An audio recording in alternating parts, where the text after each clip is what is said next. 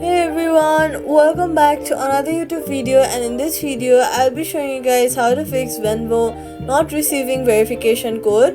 First of all, if you have put in your Gmail or email ID, open your Gmail app, check if the verification code is there.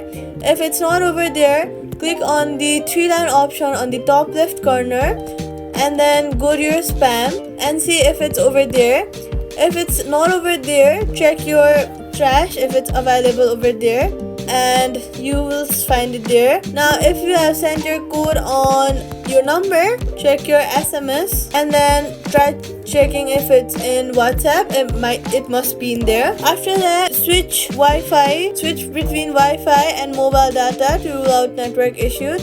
And also, while sending the verification code, make sure you are connected to a strong Wi-Fi so it will be smoother for the app to run. And then try email verification. After all of that, request the code again after 30 seconds. Safety tip: do not spam request codes. Venmo might block them. Quick fix: use a different browser or device, and that's it. Subscribe for more fixes.